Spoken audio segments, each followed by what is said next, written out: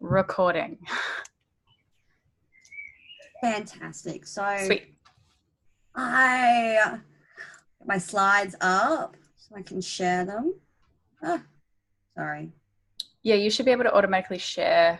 I've There we go. said you're good. Yay. Oh, yep, there we go. Sweet, done. It's going. Okay. So just a little bit of introduction of who I am. My name's Megan Summers. I've been working in the games industry now for about 11 years.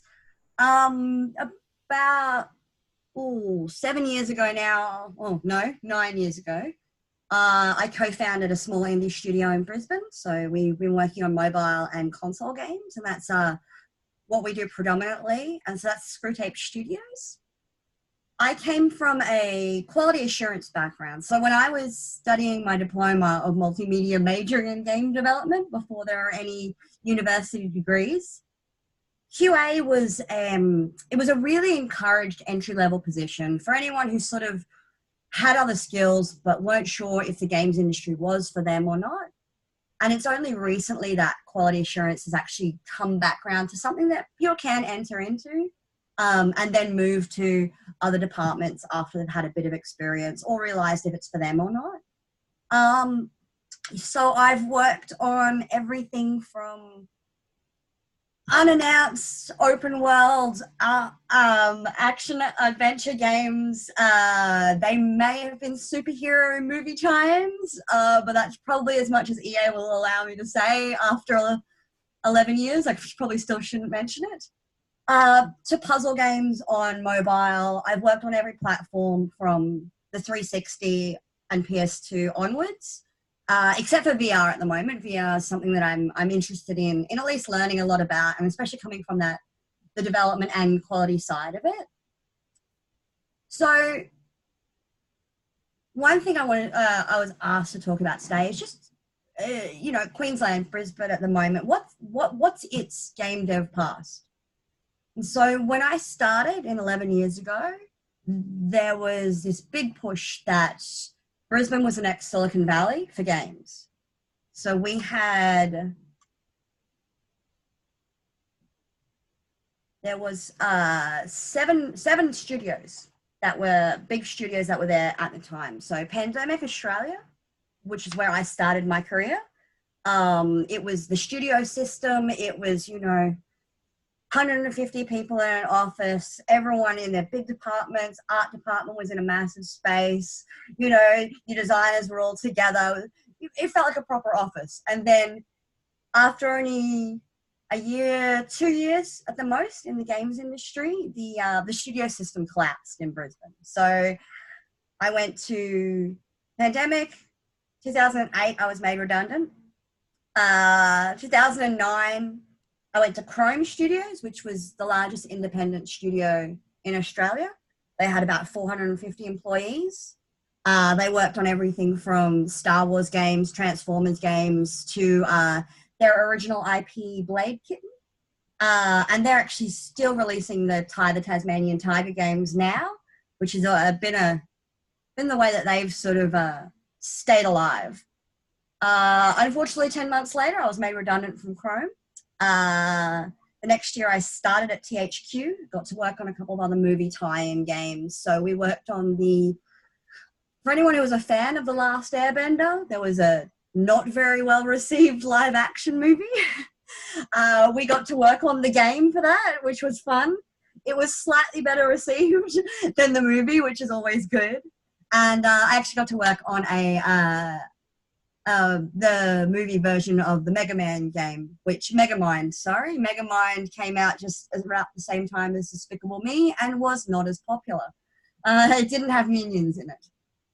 So at the end of that was really my career in the studio system.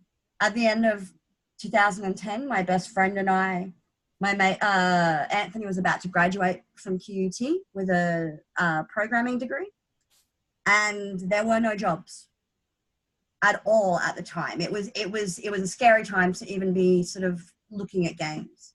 And so we decided it was now or never. We either keep our jobs and make our own jobs, or, find a different industry.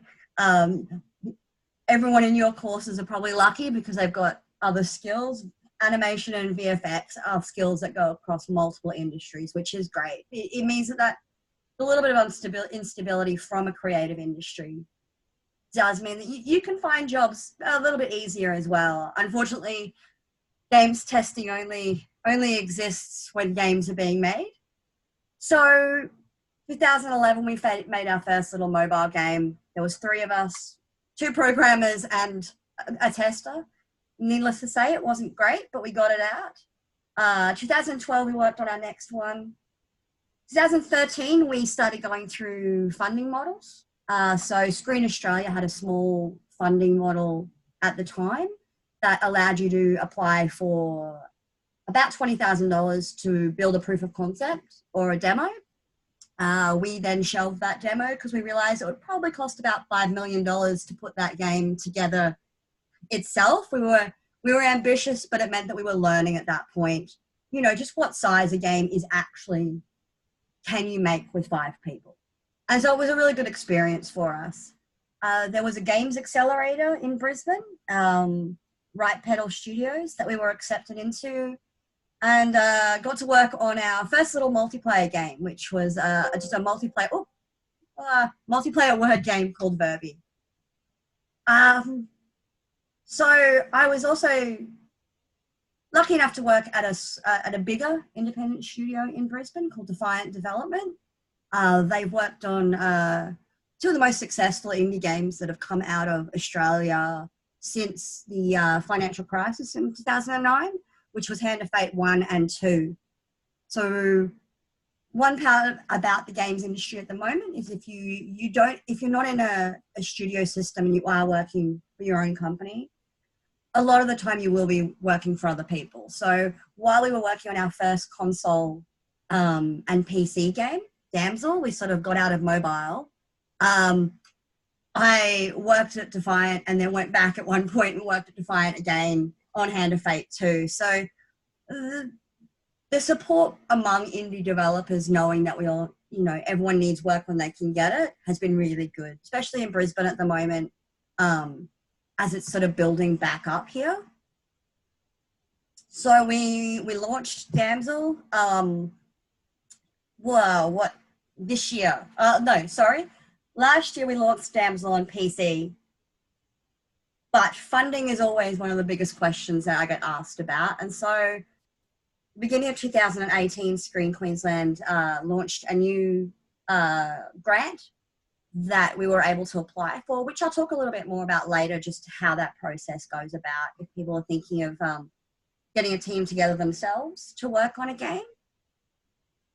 And so, 2019 took us over the edge, and we finally released this year on Xbox and Switch, which is great.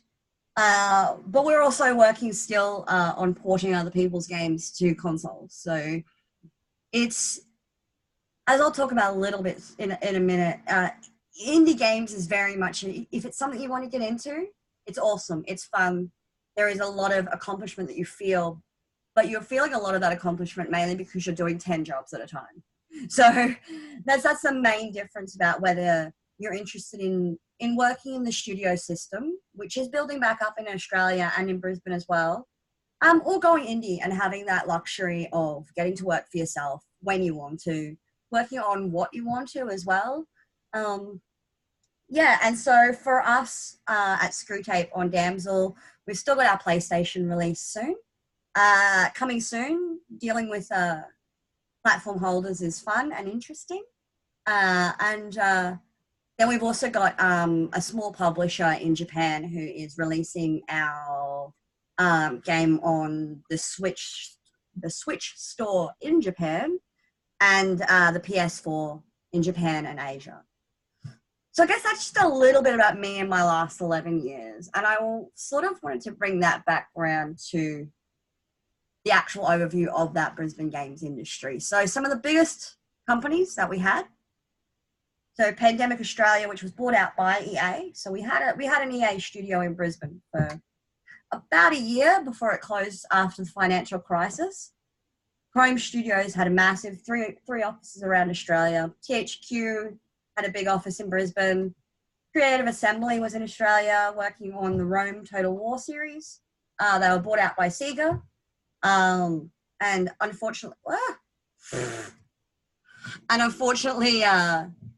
they closed as well. So Warren has actually turned into a studio called N3V, and they're only making the train simulator game now. And then Halfbrick. Halfbrick is one of the only companies that survived the financial crisis and stayed just as strong. So for me, when I was coming out of my degree, there are approximately 700 full-time jobs just in Brisbane. And that was everything from entry-level positions to seniors. And then in the last sort of 10 years, that's dwindled to 2013 when we had Kixeye. So they are a Facebook casual games as a service company, but they are a big company. They have jobs, they employ people, which at the moment is one of the biggest things that we're really trying to bring back, especially to Queensland, is those bigger companies that can hire juniors to learn from people with experience, because not everyone wants to come out of an artistic, creative degree and have to put on their marketing hat and their business hat and figure out how to run a business and get your ABN up and everything like that. So Kixeye then brought in, oh my goodness, my mouse is so sensitive. And then so Kixeye being in Brisbane actually then brought in Gameloft as well. So they are another mobile games company. They're a French company, so they're another international studio that's in Brisbane. So that brings us to, at the moment, about 150 full-time positions in Brisbane. So this actually then brought us to the rise of the indie studios. Most of what you hear about now with games development in Australia in particular. Shut up, cat. Sorry. My cat is meowing at me very loud. So 3 major things made that rise of the indies possible. The studio system having collapsed left a lot of talent out there with no work. Unity Engine 3.0 was released, which made the cost of development cheaper.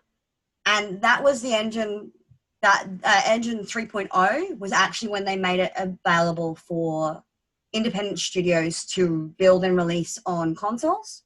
So it wasn't just about building a PC game and getting that up. And then the Apple iPhone also being released was massive. That's how we all know Halfbrick. They gained success from Fruit Ninja. It was one of the biggest games in the world. They followed that up with Jetpack Joyride. Defiant was one of the other big indies that came out of that. They were formed from ex-Pandemic and ex-AAA stuff. Unfortunately, November this year, they went under. And N3V still continues to be around making their train simulator games, which are working for them, which is wonderful.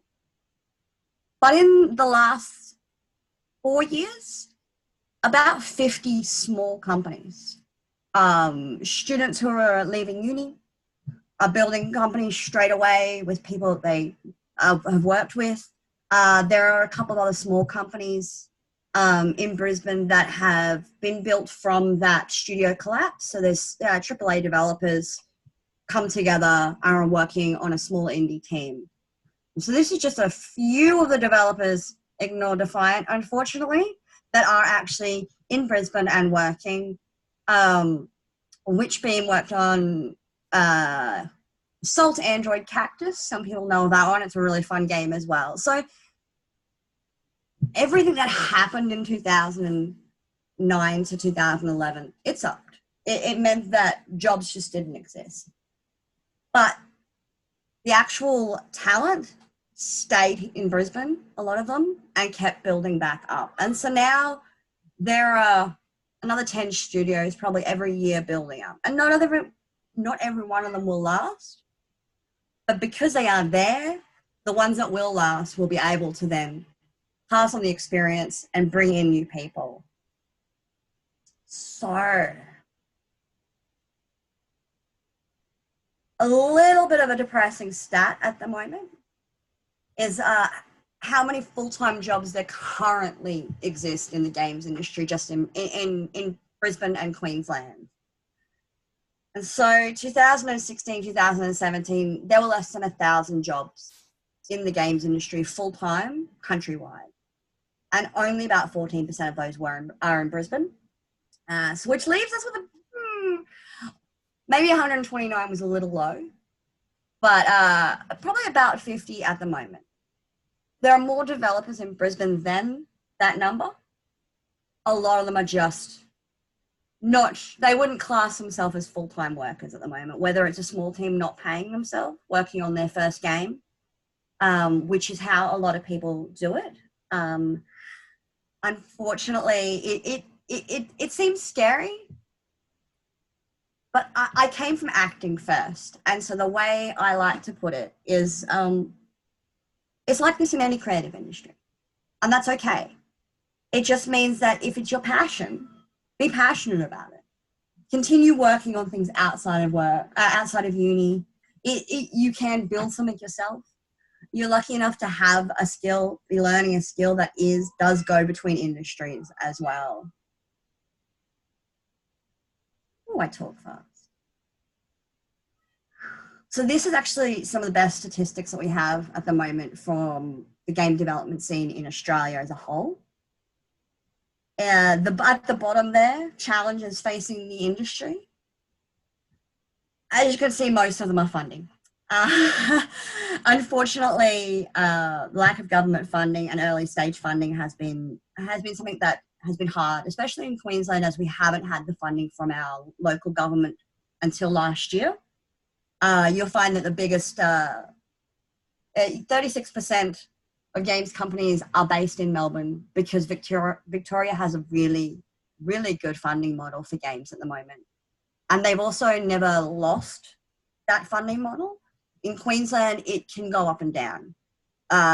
Depending on which government is in, will depend on how much money is given to the creative industries. But at the moment, and hopefully for the next 3 years, I think they've secured, Screen Queensland does have grants, which means no payback as well. Their last funding model was on a loan, which no one applied for, and so they had to think about it again.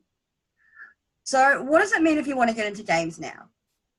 You either go indie yourself, which is a scary prospect sometimes, but extremely rewarding what you get to learn when you are doing it all yourself. There are still jobs in a studio system. So we've got GameLoft and Kickside. Unfortunately, for a lot of people, these two companies, for creatives, it's hard because mobile games are much smaller. There's a lot less to them. Some people don't feel like they want to go into that space if they're not doing it themselves, because they don't feel like they'll be fulfilled. Although there are a lot of other perks to getting to work in a game studio itself. They really try to make the working balance nice, at least while you're at work. Most game studios that have been bigger are, mini Googles a lot of the time. So they do have, the breakout areas with beanbags. They're always trying to find different ways of making spaces where creatives can go when they know that they need some time off from working as well, to recoup and come back to their desk and work. And then a lot of people are leaving the state to work. A lot of people go down to Victoria, especially as it's got the largest percentage of game studios in Australia. Especially as actually we have a Sledgehammer Games, which is an Activision studio, has just announced that it is opening a development studio in Melbourne. So Australia is finally bringing back some of those AAA studios as well. So it's always good to keep an eye out at the moment. If in the next year or two it's something that you're looking at doing, know that the future is looking brighter from now. So keeping an eye out on the games job websites is worth it at the moment. And then a lot of people I know have left to go overseas. The games industry is big. And no matter what, the skills that you take from here, there's no language barriers when you're an animator. There's no, or a programmer. Those kind of things can take you all over the world if you would like to.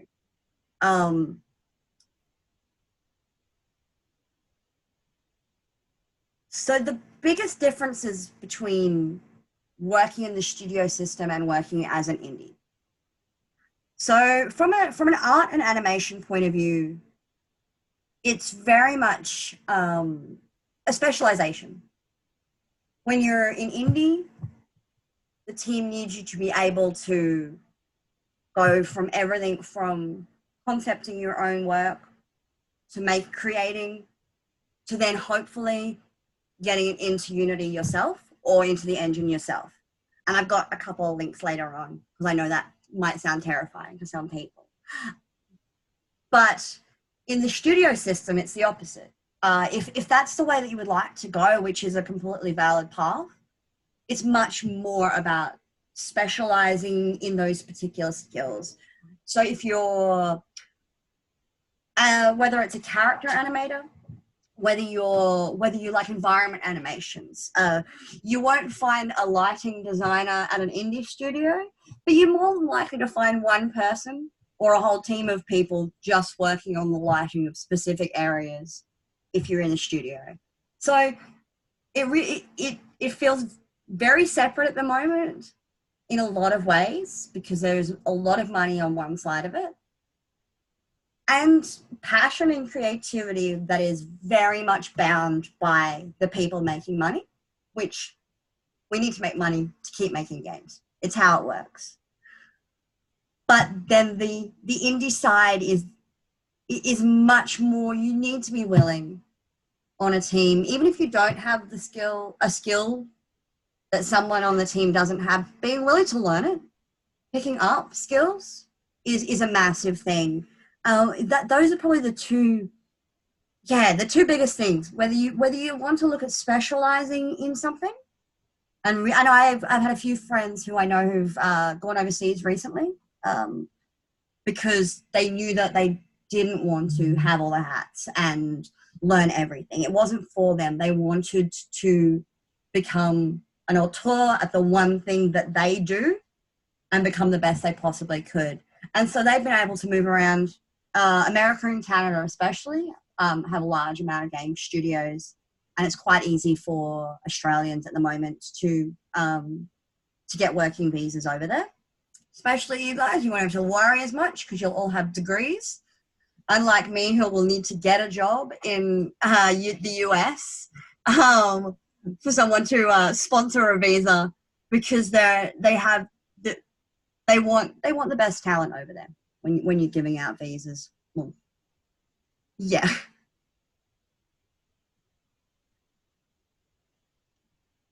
So if you do decide to go, if the idea of making your own games and being part of a small team that's getting to have all the creative focus themselves, that you're making the decisions about how the game is going to work, then there's a few things that we do look for. Having an understanding of the development process.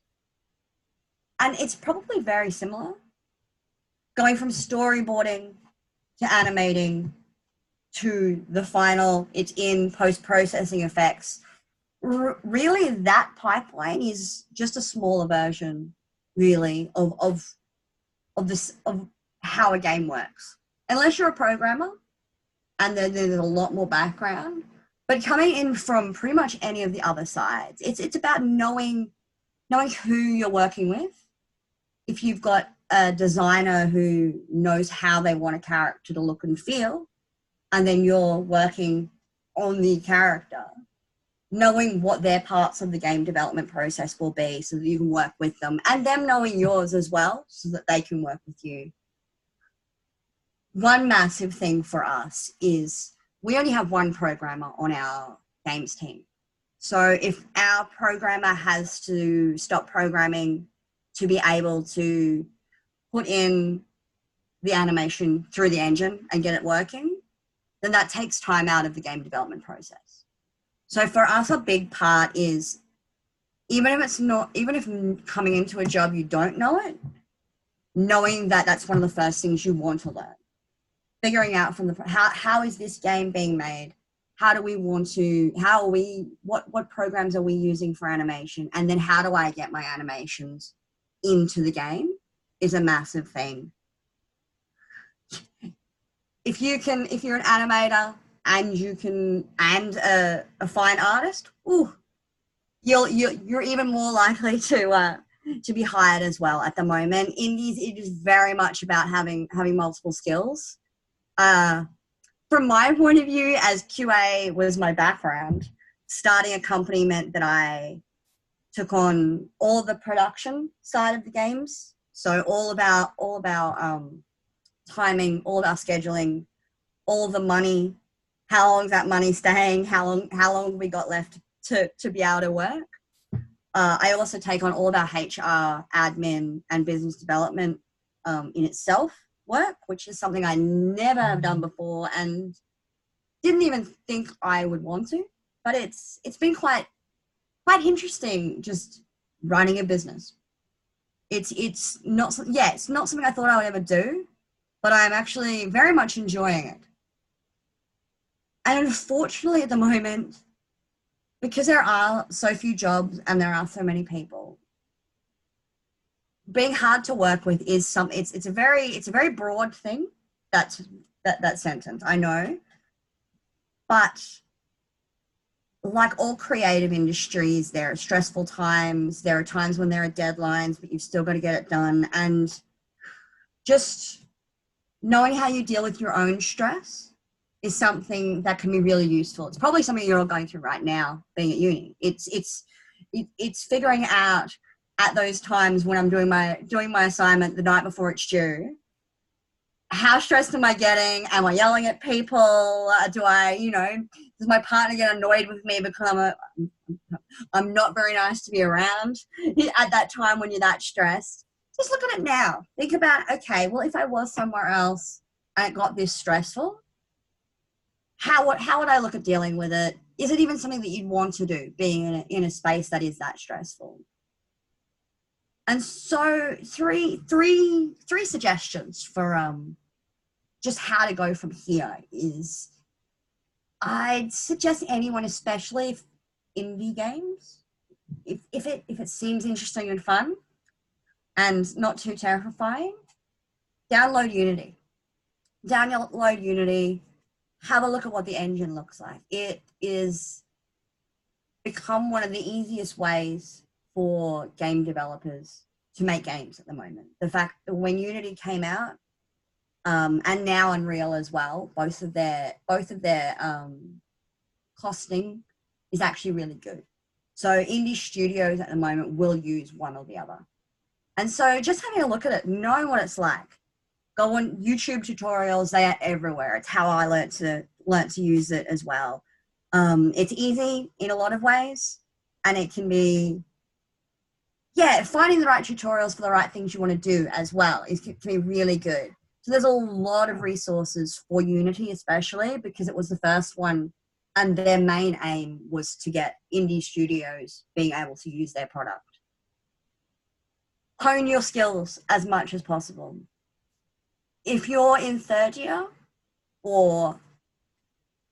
and you're putting together your portfolio, and the only work that you have in your portfolio is from uni,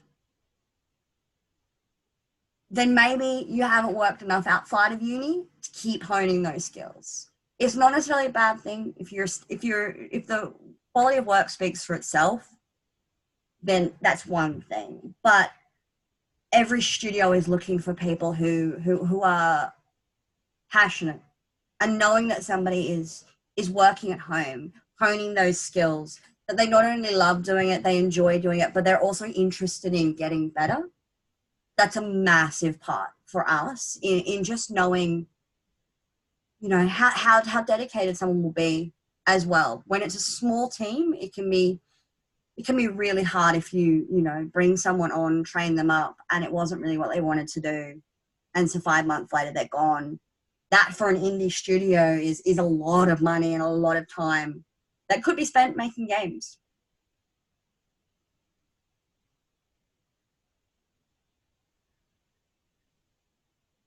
So with all the talk about indie and fun, I thought I'd give a little bit of a talk about funding. So funding is still, it's in Queensland specifically, it hasn't been the best for us over the last 5 years. The federal government has no federal funding at the moment for games. The Interactive Games Fund was established in 2013. It got pulled in 2014.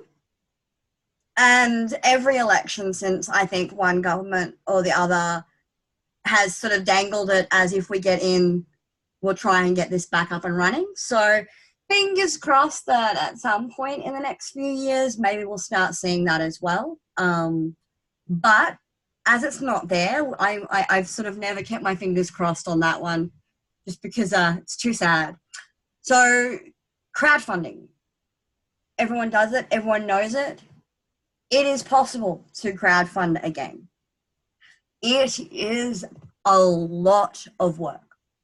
If you've got a great idea, if you've got something you're passionate about, spend about a month setting up your Kickstarter campaign, preparing what you're going to do if you do hit numbers, organizing how you're going to communicate, even getting onto something like Hootsuite and scheduling all of your tweets so that you know that there's going to be constant communication all the time.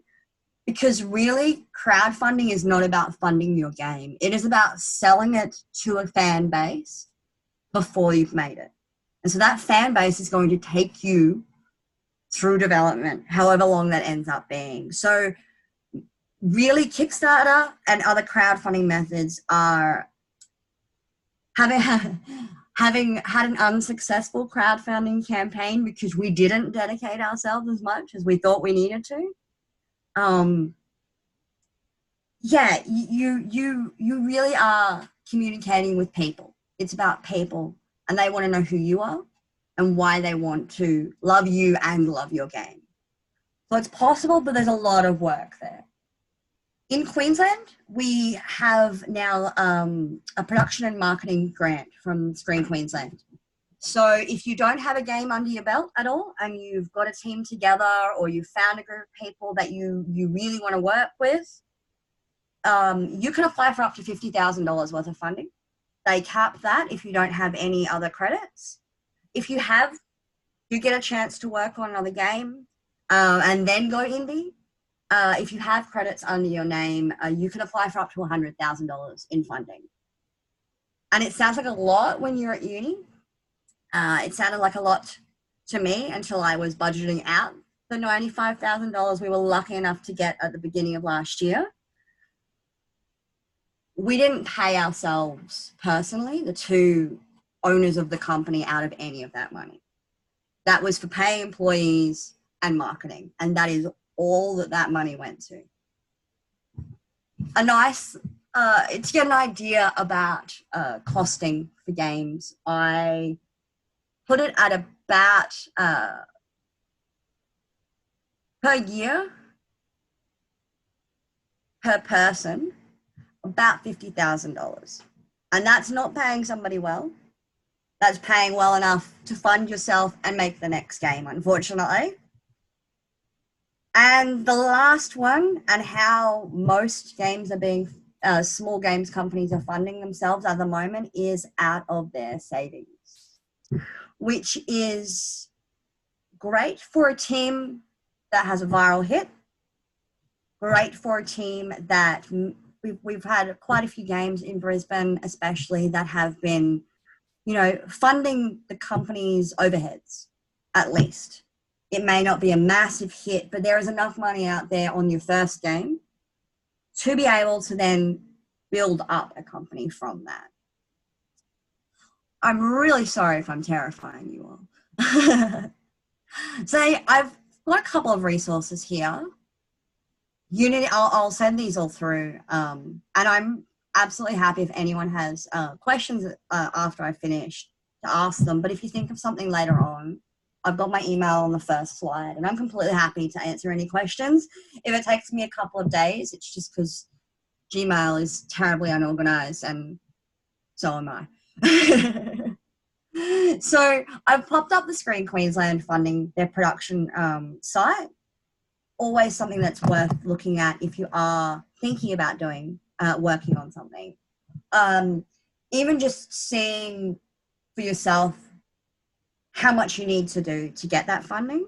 And if anyone has any questions about that, I'm happy to answer as well. Samia is it's sort of an independent website. It's run by a very quiet guy in the games industry who I've probably met but have no idea. And he has been running that site for the last 10 years. It's not 100% comprehensive as to all of the studios in Australia, but there doesn't seem to be a comprehensive list at the moment. There are so many indie studios that are starting up that there just isn't one at the moment. But most people will pop their job ads up there. If you're in Brisbane and you're interested in getting into games, we have a meetup. It's a Facebook group. We actually have a number of meetups, but this one's one of our best ones. They do a talk once a month as well on a topic in the industry. Sometimes it's graphics, sometimes it's a programmer coming in. It's a good way to sort of meet people who are also in the indie scene, get to know people, find out if people are looking for someone with the skills you have. But then also getting that chance to actually go to meetups, see someone else talking. They often have people from either Unity or Unreal. We'll do talks as well, so you can learn a little bit more about the engines from the people who make them. And then, yeah, at the bottom, I've just popped the Unity link because I know that it's games engines can be scary for people that aren't coming at it from a degree that has to teach them about the engine. But it's really not that big of a deal in the end. If you can use Max and Maya, it's about as complicated, just in a different way. And so downloading it, jumping in, there's some great tutorials out there, as I said, that can just get you started, get your fingers in there, and just see if it's something that is even still interesting once you start getting into the processes of it. So I probably talked a little bit too quickly, but I was wondering at this point if anyone did have any questions. Well, I have a few interjections. Yes, fantastic. Okay. I did want to bring up that for those wondering, Untitled Goose Game is Melbourne-based. And it was their first game? Sorry? It was also their first game? Yeah, exactly. And that's definitely paid for their overheads. Yeah. Indeed. And that Unity is not the only, like you said, Unreal, but there's also Godot. Yes. Okay, yep. Godot is also very light and can be played browser-based as well. So if you don't feel like you have enough space for, say, 6 gigs of Unity or 9 gigs of Unreal, you can open up 512 meg of Godot and give that a chance. There are quite a few very, very handy Godot-based tutorials on there as well. It's open source like Blender, so you don't have to pay anyone if you make money off the game. And you can also, you can carry it on a USB, so you can work on any computer at any time, which is super cool, in my opinion. Yeah, I didn't even realize it had gotten that good. Yeah, and they've just recently implemented 3D and being able to control 3D and do some visual coding via nodes instead of actual typing C#, or they have their own Godot language. So yeah. Yeah, we also covered previously that for my group specifically, we covered IGEA, the GDAA, and the IGDA. Yep. They're mouthfuls. For those wondering, those are bodies based, they are International Games and Entertainment Association is the IGEA. The Games Development Association of Australia is the GDAA. And the IGEA is International Games and Entertainment Association, which is for all around the world. Which I think is where you got your list from previously. Yes. So I Wrong way. Stop share. There we go. There we go. So yes, the IGEA does great resources for any of those sort of statistics. They'll often be doing they do a lot of surveys on the industry as well. All of those bodies as well actually have been they're the ones who have been petitioning the government for us at the moment. The IGEA, the board members are all from the largest companies in Australia. There's also a publishing company that is here called Kosh Media. They bought out THQ's whole back catalogue before after they went under, and so really? they're one base out of Germany, out of Europe, sorry, is in Sydney, and they are now looking at Australia as a place where there is a lot of talent. They're also looking at not only funding games and publishing games here, but investing in companies as well. So there's a lot of positive at the moment. It just the momentum's still been going, but it's getting there. And the GDAA actually are the ones who organise most of Melbourne Games Week. So that's also a really great space to meet people, especially if you're in Melbourne. It ends with PAX every year, but Unity holds a conference. There is also there's Parallels, which is students showcases on the weekend before, and then GCAP. GCAP is our big convention conference every year, which is great. They have all of the tracks. They have the best people in Australia that they can find to do talks in pretty much every topic. You can go to investment talks from people who've been through it, to how to do the best QA, or how we particularly built the art for our game. So there's a lot there for people in all different fields if games is something that you do want to get into. The other thing I wanted to point out was that music design is huge, and Brisbane only has like 3 people. So if you want to get in, get in. It's really interesting. After the industry collapsed and indies started coming out, the 3 big jobs that that got lost was quality assurance, because we can all test our own games if we need to. Production, because we can all just put together our own games if we need to.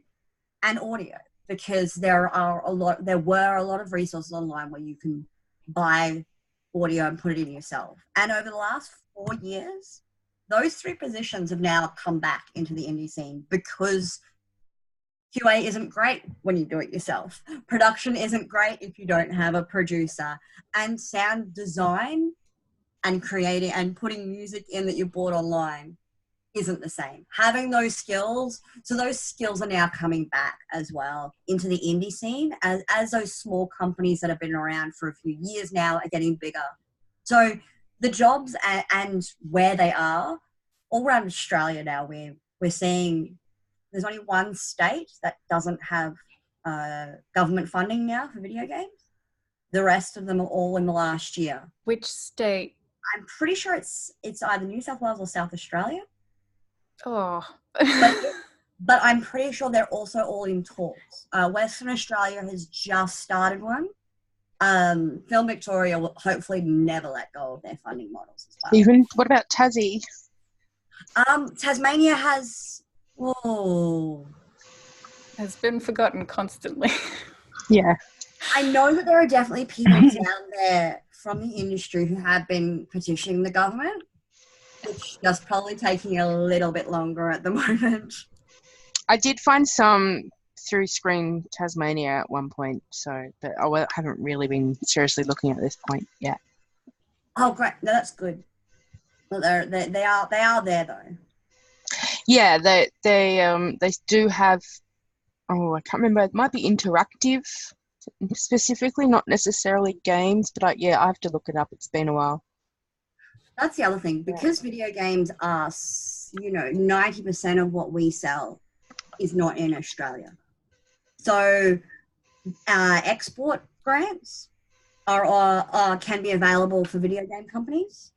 So it's not just the creative foundations that actually have money that we can get to. There are lots of other avenues.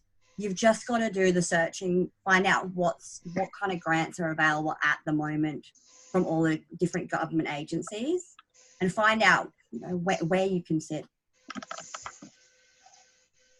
Would it be advantageous if the sort of the subject of the game had more of a local feel to it? Because I know, the film industry is big on Australia telling its own stories, rather than just a sort of a generic kind of, this game could be anywhere. It's got a little bit of a local theme.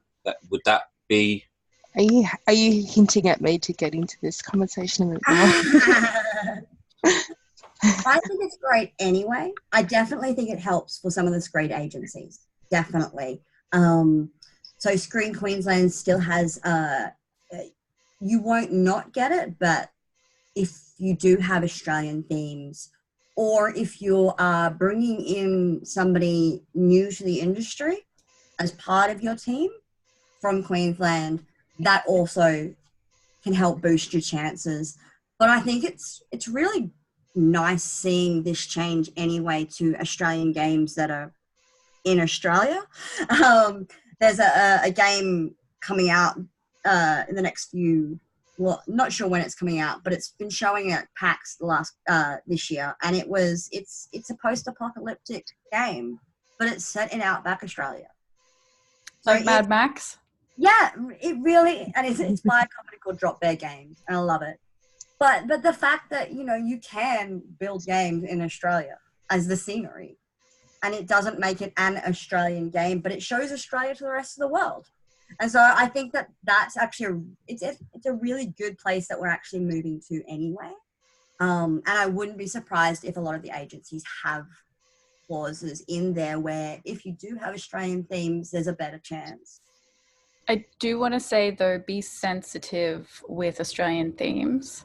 Yeah. Obviously, if it's an Aboriginal thing, get consulting and all of that jazz. I need to look into that. Proper streams and get elder support. Yeah. There is nothing worse than accidentally or purposefully, but mostly accidentally, stepping on the wrong subject matter and doing the wrong things and just having a taboo of some sort. It's very it's true. And the best part about when you do go through the grant processes, it's exactly the same for film, is they want to make sure you do have those consultants. A lot of the screen agencies, talk to them first, send them an email, find out if you can chat to the person who's doing the grant applications, and find out if they know somebody who could consult as well. They have a lot of connections, and they want to make the best things in Australia to go around the world and hopefully make money. That's their aim. So if they can help by putting people in touch with somebody who can be that consultant for them, then they will always be willing to.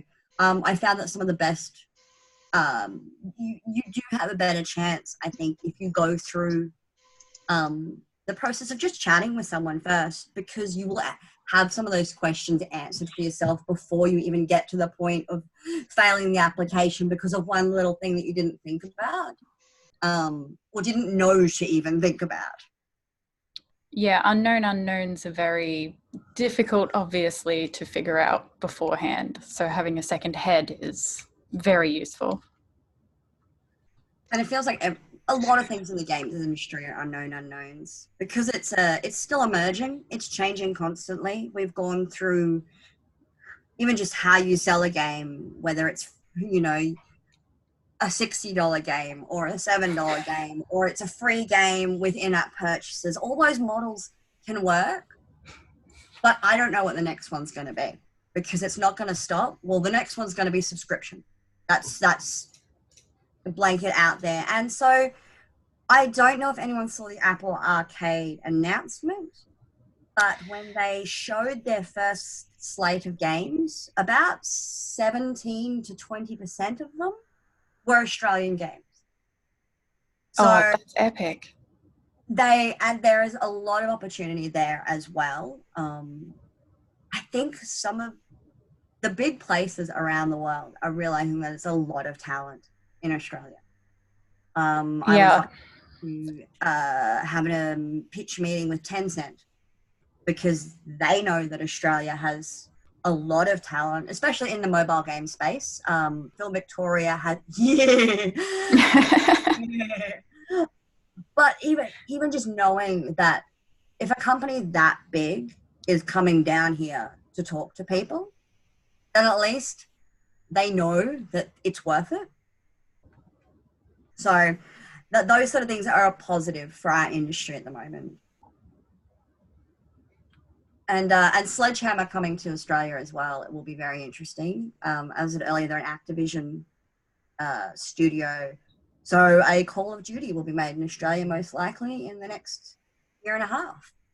So massive, there are games of every single type from Goose Game to Call of Duty now. So it's opening back up. It's a very positive time actually to be coming back into this industry. But one that's probably scary enough. Yes, and Yonder. I love the Yonder team. Sorry, I just saw. That's another one of the indie studios in Brisbane. Prideful Sloth. They are a team of 5 who all came out of the AAA industry and have created a beautiful, relaxing, wandering, fishing. It's a beautiful. I explained it to a teacher of mine, the game that I want to create, and he suggested that I play Yonder because it sounded similar. So I got it, and yeah, it is very similar to what I want to create, but with all Australian animals and plants. Oh, that sounds wonderful actually, because the other thing to remember is similar games doesn't necessarily mean they're the same, and doesn't mean that they won't find their own market as well. Yeah. So it's good to know that the style of game has been proven, and now you can sort of make it your own. Yeah. Yep. Yeah, when I was going through uni, I was told a game that is 99% the same, 1% different is a different game. I would change the ratios personally, like 80% the same. Yeah. With fashion design, it's 10%. It has to be 10% different. I don't know how you calculate that. Like, I really don't. Maybe like a certain percentage for a hemline or a certain percentage for a color. I guess. I don't know. Yeah, it's sort of like working with patents a little bit as well. You can't take from their patent, but you might be able to take an element of it and an element here and an element there and turn it into your own Frankenstein monster of a game. And I think some of the best games that get made aren't completely rewriting the wheel. You don't want to start from scratch. You want to be able to learn the mistakes that somebody else has learned, or freshen up something with new themes, new styles. Yeah, but mine won't be exactly like Yonder, but it had definitely elements that were similar. because I don't want any. I want it to be able to be used for children as well as adults, but I don't want any kind of. I want it to be relaxing rather than bang bang shoot shoot. That sounds fascinating. Actually, you'll have to keep me in the loop on it because that sounds Alrighty. interesting. I will. And if you're already, because we do a little bit of consulting ourselves for people going through the grant process. Okay. Because we went through the first round, and so just out of the love of this industry and wanting more people to gain that funding, I'm always happy to chat with anyone if they're filling out a grant application. It doesn't matter if it's not the same state. I can always chat to someone in a different state as well, or I might know someone in the state who I can put you in contact with as well, who knows the funding model better. But I'm definitely happy to do that because they can be daunting, and it's not necessarily something that has been around long enough for each state for you to learn exactly what they want. So, yeah, I'm very happy to get emails as well with questions. Thank you very much. I'll keep that in mind. Another thing to point out is that in the games industry, everyone knows everyone. It is very true. There's the 6 degrees of Kevin Bacon is very, very true. It makes Games Week just a big reunion. Yeah. Pretty much every year, especially as most of us leave Melbourne now that Melbourne doesn't have all the developers anymore. Yeah. But it is very true. It's like a lot of the creative industries because there is that connection, and once you've made a connection, you want to keep it. It's a business connection. As well as a friendship. A lot of people do become friends in the industry because we have a lot in common. But remember that even if you're having a drink with someone at a bar. Sorry. Oh, Peter Molyneux. One of my favorites.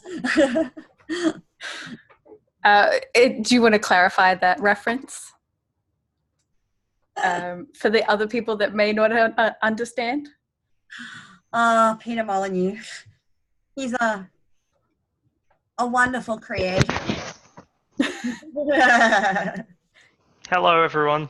Yeah. Hi, Christian. Hey, Kirsten. Peter Molyneux is a special case. He was either lead, just like, what did he do? Like lead game designer or lead dev on all the Fable? Yeah. I think it's just dev. Yeah, and he just made these wild, outlandish promises that even in 2019 would be absurd. So he's out of the picture, I think. It's kind of crazy how your fans definitely take you to task in the games industry. Movie critics can be harsh, but gamers are. I find that you're a whole other class. Exactly. And so one way that we've gotten around it, so I'm making a game called Damsel. In the current climate, I was expecting at least a little bit of pushback. We are just nice.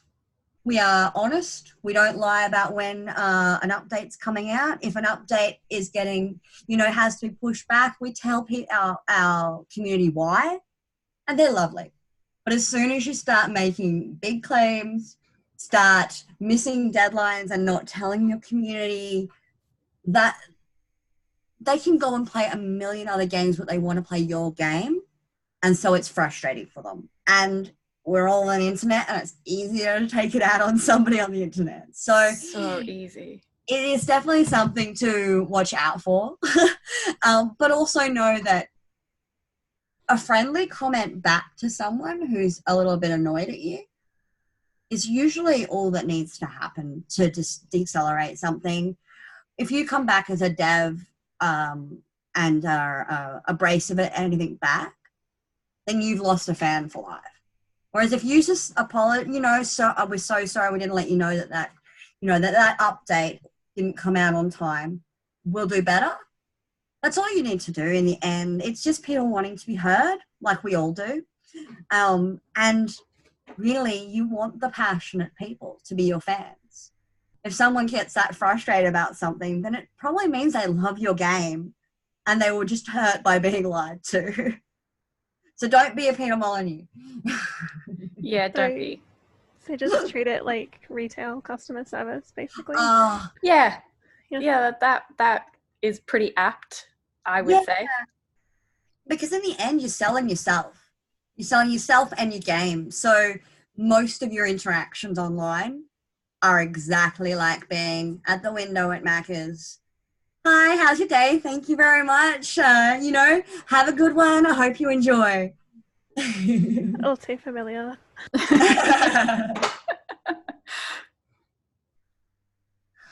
Were any other questions at all? Does anyone have anything else? If that's Yes. okay, if I can cut in. Yeah. So first of all, hi, my name's Cindy. I'm studying the animation and visual effects bachelor's. I've already completed a diploma in concept art with CD Spectrum as well. And I'm studying this bachelor's to improve my skills as a concept artist and develop any other skills that might be useful in the industry later. My biggest, probably like my most important question to ask would be, what advice would you give to someone when they're networking? How would you present themselves and show their work and approach someone? So what is it that you're looking for when someone's approaching you to network? Networking is an interesting one because it feels hard sometimes. How do you know if you're being too friendly to someone and they don't realize that you are interested in learning more from them? And then how do you not just walk up and say, hi, I want something from you? So I completely understand. There are some amazing groups. Every state has them. I can even send a list through later on when I find out which state everyone is in, where everyone is who's interested. The kind of meetups that happen are often ones where people can bring their own work as well, or you can just get to know the people at that event. I find if you have any kind of portfolio or something to show, if you can show it on your mobile. Even if it's not your whole portfolio, but if somebody does ask, oh, hey, so what do you do? And you can go, oh, I was just working on this. Having it mobile friendly is actually really great for those events where you're not sure if it's a drinks event or if it's a lecture event or if you actually are going to be networking at the time. So that's always a good way to start. Concept art's probably one of the easier ones to do it with because you can actually, have your art station or have a site. That is one of the best ways, so that if you can quickly show somebody, but also don't be worried if people aren't interested to network that night. It's not you. There's a lot of networking events. So some nights they may just be there to have a drink, but then I find I'm quite a shy person. It doesn't look like it. I put my game face on. I'm in a friendly mood that night. Anyone who wants to talk, if someone thinks that they're networking with me, then awesome. I'll network with anyone. I want to learn who's out there. I want to meet new people. You want to know who the new talent is out there. And the second someone does have something to show, it just takes it from having a chat to, oh, I'm going to remember that person because I remember that art style that they were doing. Or I remember, just that little bit of something. I also always, if somebody's giving me a card, or if I'm networking like that, within the next 2 days, I always just email, say, hey, it was great to meet you. Hopefully we can meet up again at whatever the event was that you put up at. It means that if they're not in a networking mood on the night, you can bring it back to it later. You can let them have their night, not feel like you're, networking events can be so frustrating because you just don't know where you stand sometimes. But yeah, those are two good ones. Come with something that you can show on your mobile, because we've all got it in our pocket, and if it turns into networking, you've instantly got something, even if it's not your whole portfolio. And then, give it a couple of days and then just email back, say, it was great to meet you. Hopefully we'll get a chance to talk soon. And it just takes you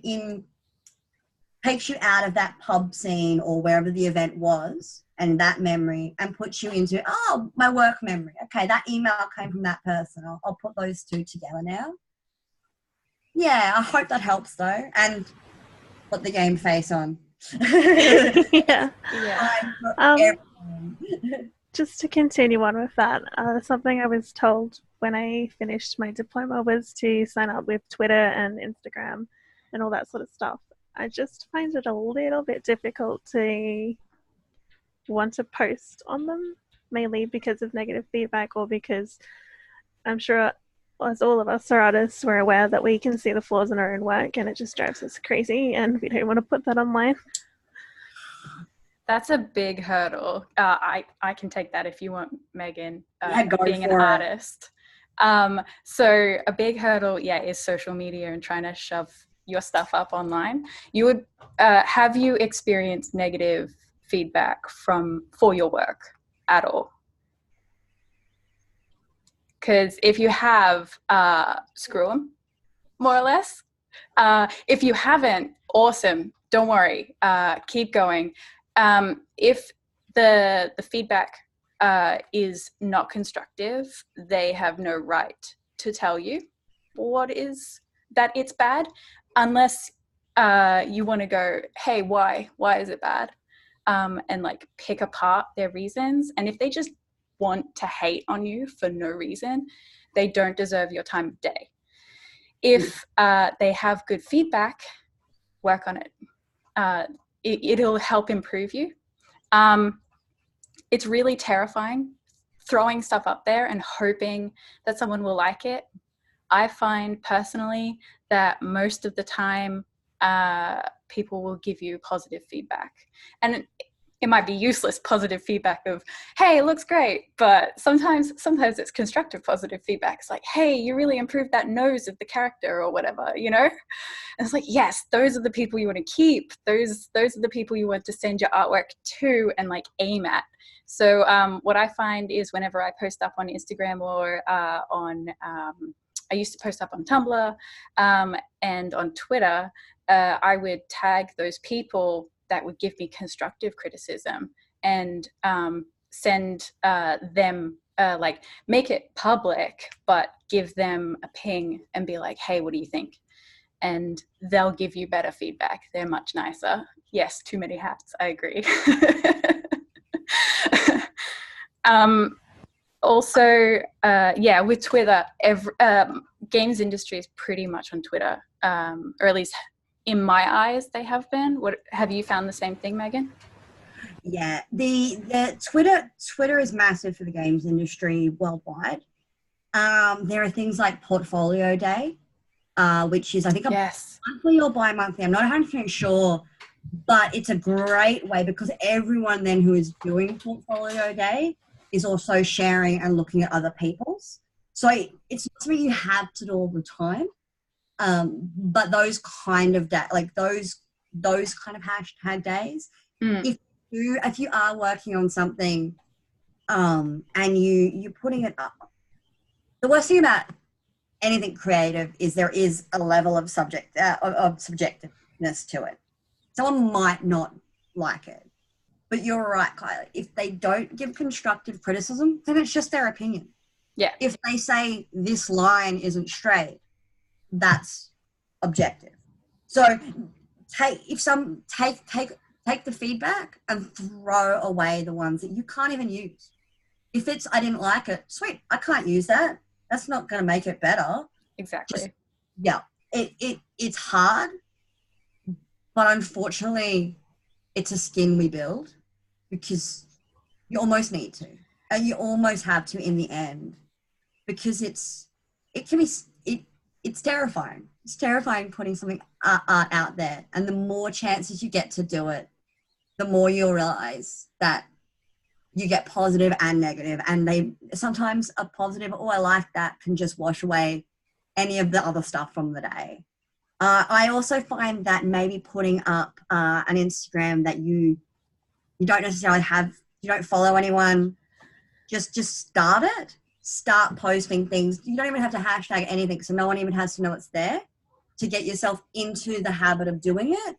Yeah. And then you can start adding your friends to it, so they can say, if you get into the habit of posting and then getting into the habit of getting through the fear of the assholes on the internet. Yeah. They're like two different things, and you've got to get through both of them. So maybe even just trying to get used to getting into the habit of doing it before anyone's even going to see it. The other thing you can do is have a personal Instagram and a public Instagram, or like a private Instagram and a public one. And that public one's your art one, and the private one is whatever you want. I did that with my Twitter, not so much my Instagram, because I figured it's Instagram. Yeah, well, yeah, fair. There's no posts on my Twitter either. So. Yeah, so it's the same. It's the same sort of thing. There's also if this then that. So if you post on one social media, it will have access to all of your other social medias and post up on there. So it's automatic, and you don't have to do it yourself. You don't have to personally type in the thing constantly and all the tags and all of that jazz. It will just do that when you've done it once. Excellent. Well, thank you. Seems like Bailey has beat me to the punch, but I was also going to be cheeky and ask, would you be interested in me sending my art station to network now? Of course. We will be working on a new game early next year, so there definitely will be a chance. And even if it's just I can give feedback or something as well. But yeah, I think you can definitely send through links. I am adding them now. Fantastic. I will apologize. I've had some personal stuff pop up, so it's not actually been updated in 2 years. It's a very shameful thing, but it's better than nothing. So, and it is getting updated sometime in the next 12 months. Awesome. Also with 3D, speaking of places where you can put stuff up and like, here's my portfolio and whatever. For 3D, if you want to show actual 3D stuff, you can use either Sketchfab or Marmoset Toolbag. Marmoset Viewer, which is connected to Marmoset Toolbag. Those two will let you actually see the 3D item spinning, and like you can interact, zoom, pan across, much like you could like an actual drawing. You can also upload, if you get the right 3D file, you can upload them to Facebook, but they have to be a particular file. Oh, like an OBJ? No, it has to be GLTF. Oh, okay, yeah. sure. Or GLT.2 or something. I don't know. I was looking into web VR stuff, and I discovered that that's the only format that Facebook will accept. So. Also, 360 pictures are a thing in Facebook and YouTube, I think. So you can like AR-ish your concept art if you do landscapes and stuff. Pretty handy. Excellent. Thank you so much. On the concept of networking, remember, much like us, designers are mostly introverts. Yeah, it's a common trait. Yeah. We don't want to talk to anyone. Yeah. It's really tough too, because you don't want to talk to anyone and then they don't want to talk to anyone. So it's like magnets going the opposite direction. You try to make that and then they go, why are you talking to me? You can see it all in their expression. Yeah, you got to read the room too, which is like, it's so difficult sometimes.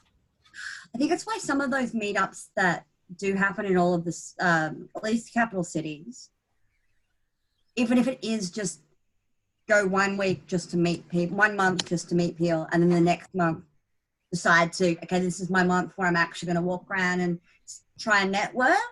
For the first one, just see how many people you can introduce yourself to, push yourself through that part of it, because it is necessary, but I never left the games industry because I've realized it's my people. We're all just as awkward and as uncomfortable as each other. Yeah.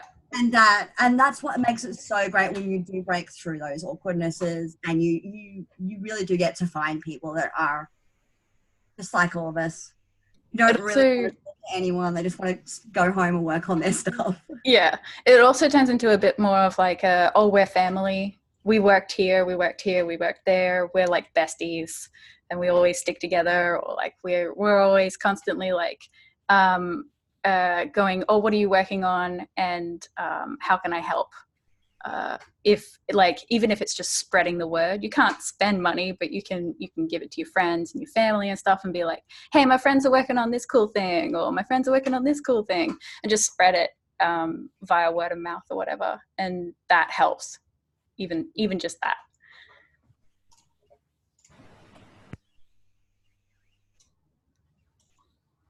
I was done with my questions. If anybody else wants to ask. I love awkward silences. If I really not, do. I have a question that I was expecting one of my classmates to ask. They've got 2 seconds. I have a question. Fantastic. It wasn't you, but go ahead. I stepped away from my phone briefly when you were going through the Void Bastards phase, Megan. I'm just wondering, because I know that game was on like the Games Pass on the Xbox, right? Yeah. Do you know sort of why, like, I don't know, it's very general and probably not related, but you know, like why a studio would opt for that sort of model instead of just like a flat out, I'm getting like selling it? At the moment, because there are so many games, even if you have a unique style of game, or if you've only got $50,000 in the bank to advertise for your game, there are some games out there that are spending that a weekend. So a lot of times games, if they don't find a market, it's not necessarily because they're not good, it's because they didn't have the marketing dollars. So the subscription passes, things, Apple Arcade, those kind of deals that are done are a blanket upfront cost to payment to the developer, and then often based on sales, they'll then get more. And so sometimes that option of, okay, I know I'm going to get a few $100,000 versus I might make some money if hopefully my advertising dollars hit the right people. It definitely has become that toss up at the moment of whether it's worth getting a payment to go onto the subscription service, so that it's known dollars versus unknown dollars, really. And it's even a game like that. So Void Bastards was created by a small team, and one of them was one of the guys who created Irrational. So he created the company that made Bioshock, sorry. and their team is making those decisions to make sure that they can make the next game. Because in the end, you want to make $1 million in the first day. That's the dream. But the long-term dream is to just be able to make the next game. Like, that's what we want to do. We want to keep making games. And so I think that's why that decision's been made recently by a few companies, especially companies with a pedigree, with games under their belt. It's it's that chance to make the next one. That makes a lot of sense. Thank you. No, not at all. It's an interesting time with the subscription services coming in, and who knows what the funding model is going to be like next. But at least games aren't going to go anywhere. Yeah, I'm a little confused about Google Stadia, to be honest, with streaming and subscriptions at the same time. It's going to be a very interesting time watching whether that process actually gets developers the money they need to make the next one as well. I don't think they're factoring in rural areas either, personally. Or the whole of Australia. Or just, exactly. Anywhere under Australia's quality of internet. In the slide. Yeah, I was going to say, I wonder if it even works here. It's going to be very interesting, because I don't know if you guys... I doubt 4K will. The made Yonder wrote an article that got picked up by the New York Times. And so one person works remotely just on one side of the city. One person is just on the other side of Brisbane City. And Australia's internet meant that it was quicker to download it onto a USB, get into a car, and drive it to the next house rather than upload it and download it again. I think ABC did the video for it where they showed John driving from his friend's house, like his workmate's house, to his house with the USB. It is crazy, and the amount of hours we lose daily. Yeah, it's definitely going to be interesting in the next few years as well to see how that holds up. Yeah, it's not ideal. I'll say that. Yeah. Awesome. Oh no, I opened Epic. I'm gonna jump in with that question, as I said, because he's gonna kick off for not asking it. Independent games, in terms of people who are not in the city, do you work online, like for people who may be stuck out from moving because they have family and obligations and what have you? We work remotely with most of our employees, most of our contract workers. At the moment, everyone at our company is contract, other than me and my business partner. And so we work from home. I've got a home office. And so we are absolutely happy to work with people remotely. And I know that a lot of other companies at the moment, it's sort of half and half. Companies that solely do remote and ones that solely have a studio. And then most of those ones that do have studios are happy, you know, I need to be home on this particular day because the mailman's coming and it's, you know, between 1 and 4 that they're going to be there. Work from home that day and it's completely fine. With things like Slack, with things like Zoom, it makes working remotely, if you need to be there for a meeting, it makes it really easy now. I don't know what we'd do without working remotely. Even the other work that we do porting. So we ported Void Bastards to Xbox and Switch and PlayStation this year. And that team is in Canberra. So we working daily with them on Switch. So being Australia, we're not that far away from each other, which is good because it means that we actually are all working together now. It's how I do a lot of my work too. Freelancing is just remote online. I barely leave the house. Excellent. I might have to consider it myself as well. Actually, I'm in a position where I'm comfortable with moving if I need to be, but as independent game companies, do you prefer people to work from home or be in studio, or you're not fussed either way? We're not fussed either way, personally. If we had someone who really, they knew that they worked better when they're at least in the home office with us. I know that it took me a long time to get to a point where I could schedule my day and get the full 8 hours out of my day working from home. And so some people know that that's just not for them. And we are always happy to be able to work remotely or people coming into the office. I think it also depends on how far away the office is. Because if you're traveling 2 hours, that's 2 hours you could have spent at the computer. Sometimes people will just be like, oh, you're too far away.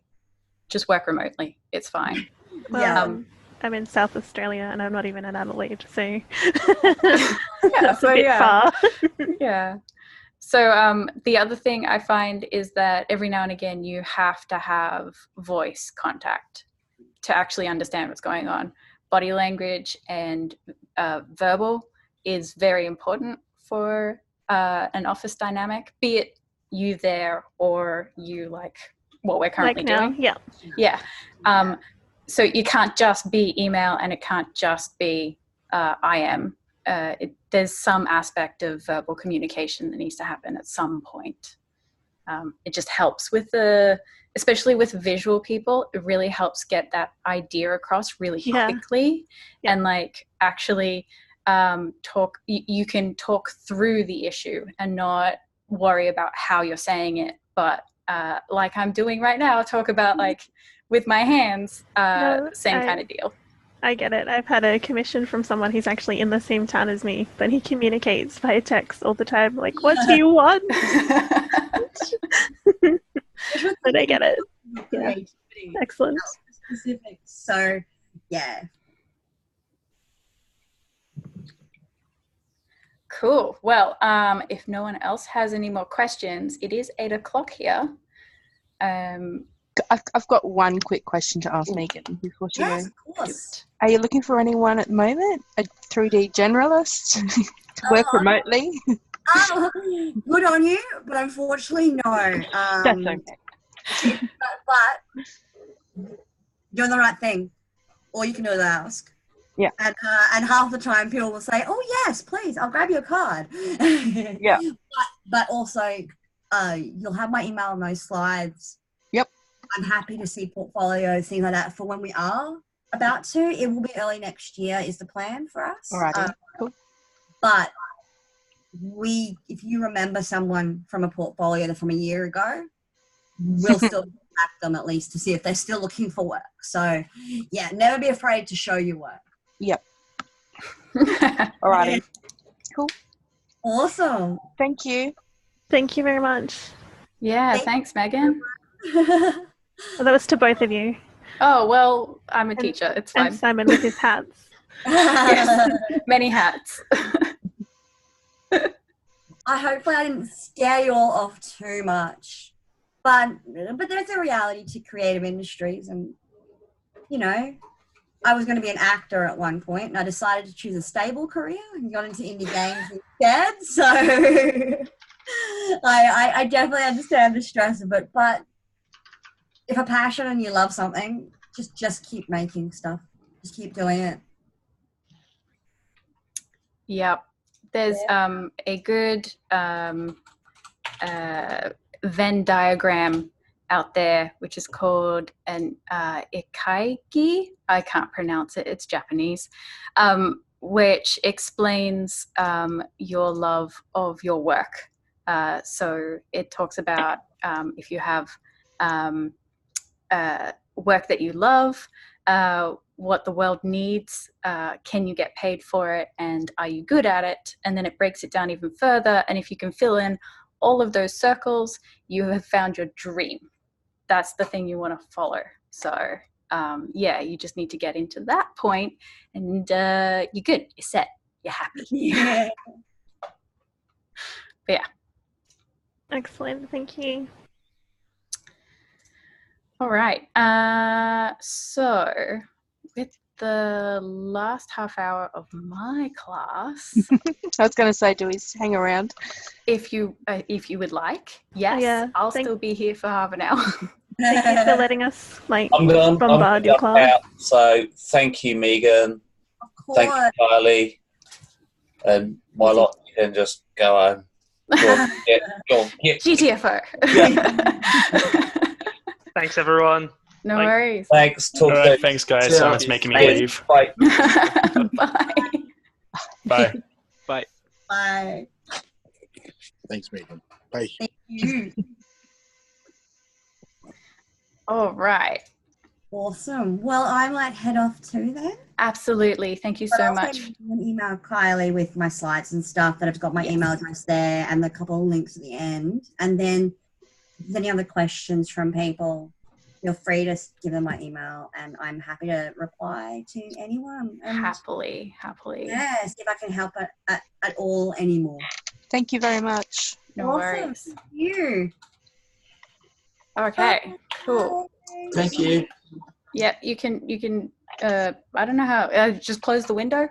Yeah, I think awesome. Yeah, that might work. Yep. I hope. Yes. There we go. Awesome. Okay. I'm going to stop the recording, and we can do whatever. So.